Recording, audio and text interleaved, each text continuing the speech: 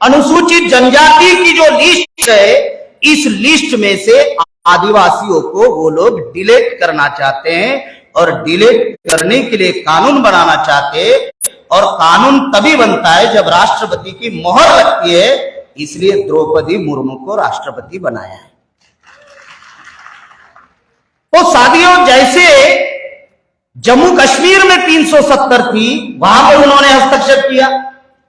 जैसे मुस्लिमों का मुस्लिम पर्सनल लॉ बोर्ड है, तो ट्रिपल तलाक में इन्होंने हस्तक्षेप किया। उसी प्रकार से आदिवासियों के कस्टमरी लॉ में भी ये लोग हस्तक्षेप करना चाहते हैं और डी लिस्टिंग के माध्यम से करीबन 3-4 घटनाएं इस देश में होगी। पहले नंबर की घटना होगी, अगर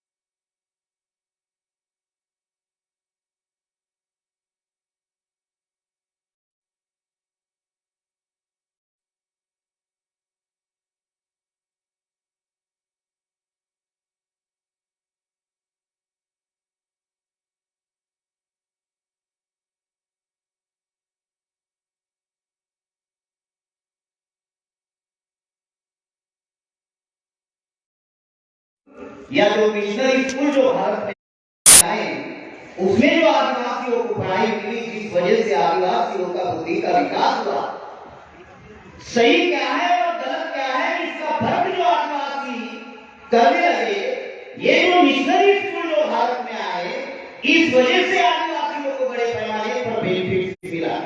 मैं मिशनरी मतलब टीचर मिशनरी लोगों की मैं ये नहीं कह रहा हूं, बल्कि एक बात मैं आप लोगों को बता रहा हूं कि आरएसएस बीजेपी के लोगों ने कभी भी आदिवासी एरिया में उनके विकास के लिए, कल्याण के लिए कोई स्कूल नहीं खोली। और जिन्होंने ये किया, आज उनको लेकर आदिवासियों में लोग भड़काए जा रहे।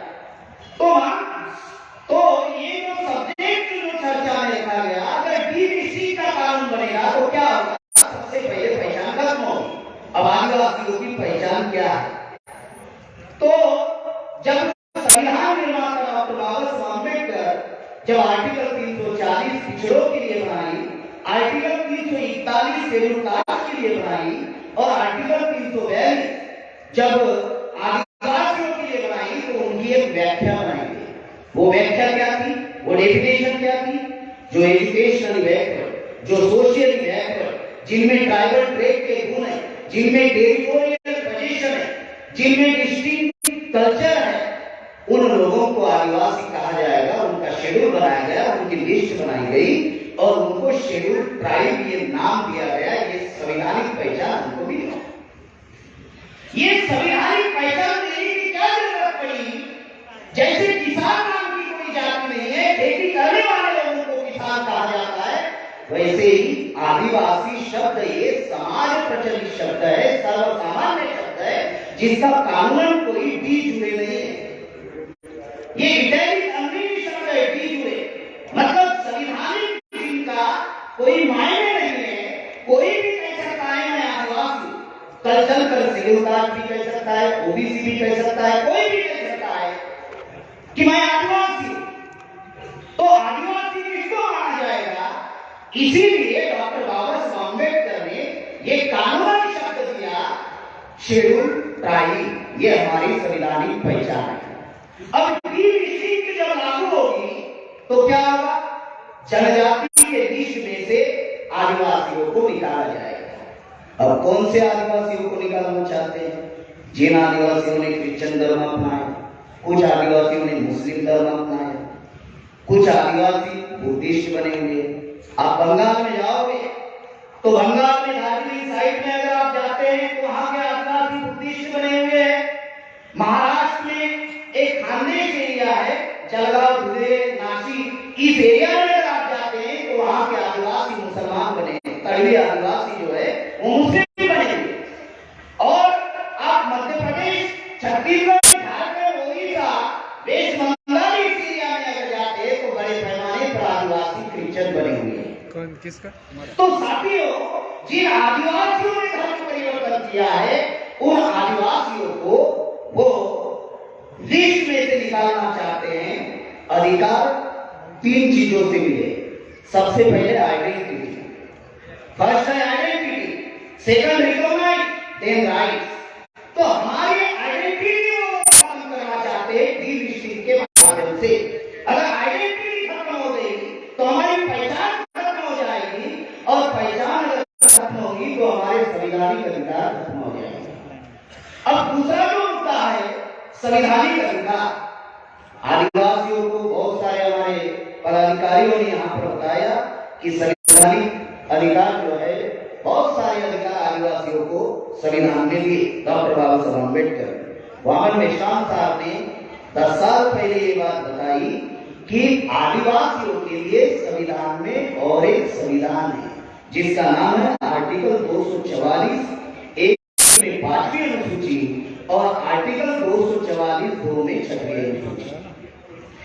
तो ये जो संवैधानिक अधिकार है तथाकथित आजादी के 75 साल हुए होंगे, 75 साल का स्वर्ण जयंती महोत्सव मनाया आजादी का, लेकिन 75 साल में कभी भी 5वीं और 6वीं अनुसूची अभी तक अमल में नहीं लाई। लागू तो 26 जनवरी 1950 से है, लेकिन अमल में उन्होंने अभी तक नहीं लाई। इस देश में 5वीं और 6वीं अनुसूची वो लोग लागू नहीं कर रहे, अमल में नहीं ला रहे, और डीबीसी का कानून वो लोग बना रहे हैं ताकि आदिवासी आपस में झगड़ जाए।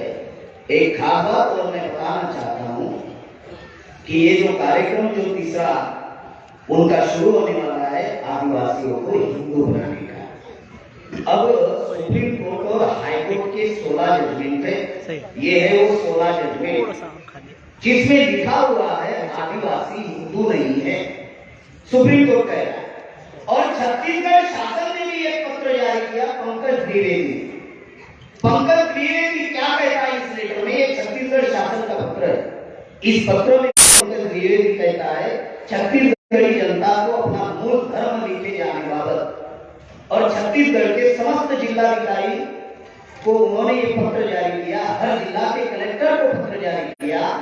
उसमें वे लिखते हैं कि छत्तीसगढ़ की जनता ब्राह्मण धर्म, बौद्ध धर्म, शैव धर्म, गोंडी धर्म, कबीर धर्म और सतनाम धर्म, सिख धर्म, जैन धर्म को मानने वाले हैं, जिन्हें हिंदू कहा जाता है। ये गवर्नमेंट का पत्र है।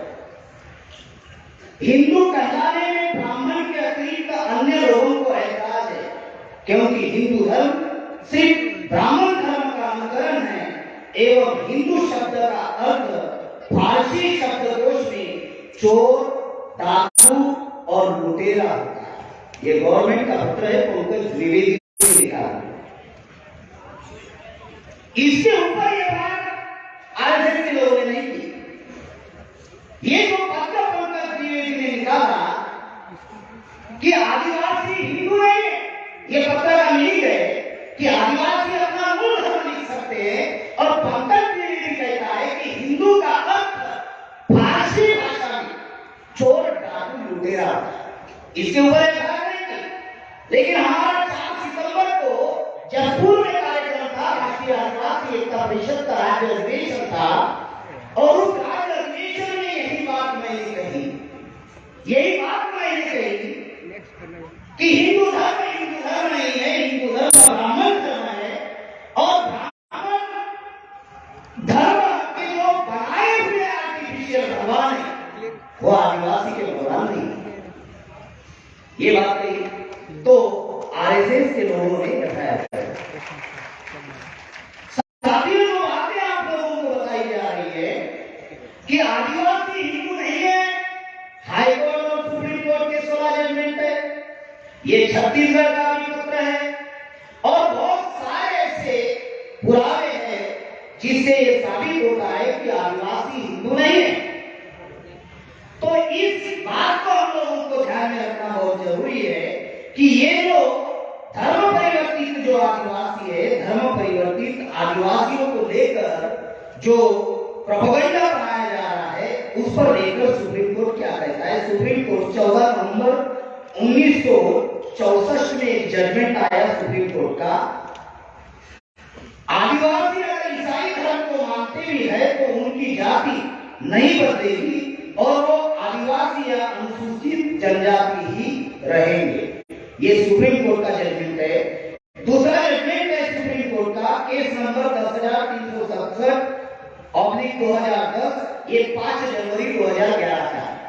इस जजमेंट में ये कहते हैं कि आदिवासी हिंदू नहीं है और संविधान आदिवासी संस्कृति, बोली भाषा, देवी देवता संबंधी मान्यता, पूजा पद्धति, परंपरा, रीति रिवाज, पुरातत्वीय शोध, मानव वंश शास्त्र, शरीर रचना, विज्ञान, वंशीय इतिहास, डीएनए रिसर्च इत्यादि सभी तरह से सिद्ध हुआ कि आदिवासी आर्य धर्म, ब्राह्मण धर्म, हिंदू धर्म नहीं है।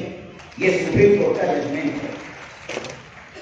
अब सुप्रीम कोर्ट कह रहा है आदिवासी हिंदू नहीं है, और आरएसएस, विश्व हिंदू परिषद और बजरंग दल के लोग आदिवासी के एरिया में जाकर आदिवासियों को हिंदू बनाने का वो लोग कार्यक्रम कर रहे हैं।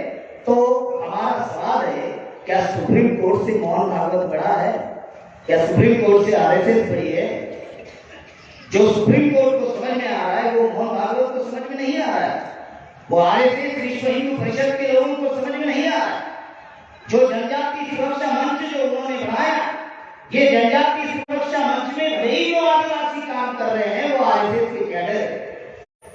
साथियों, दूसरा जो सब्जेक्ट है, सिद्धू कानू का आंदोलन, धरती आबा बिरसा मुंडा का आंदोलन, आदिवासी क्षेत्रों में बढ़ रहे ब्राह्मणी घुसपैठ का सशक्त विद्रोह था। एक खास बात इसमें समझना बहुत जरूरी है कि आदिवासियों का अभी तक सिविलाइजेशन नहीं हुआ। 1250 से आदिवासी लड़ाइयां लड़ रहे हैं, करीबन 1250 आदिवासियों ने लड़ाई लड़ी 750 साल में। अंग्रेज आने के पहले हम लोग ब्राह्मणों के गुलाम थे, अंग्रेज आने को हम 2 ही गुलाम थे, तो 750 साल में आदिवासियों ने 1250 लड़ाइयां लड़ी, और 1250 जो लड़ाइयां लड़ी, वो लड़ाई का एक सेंटर पॉइंट क्या रहा कि जिन जिन लोगों ने आदिवासियों की कला, सभ्यता, संस्कृति, अस्तित्व, जल, जंगल, जमीन खत्म करने की कोशिश की, उनके विरोध में आदिवासियों ने विद्रोह किया, और यही आंदोलन सिद्धू कानू ने चलाया, यही आंदोलन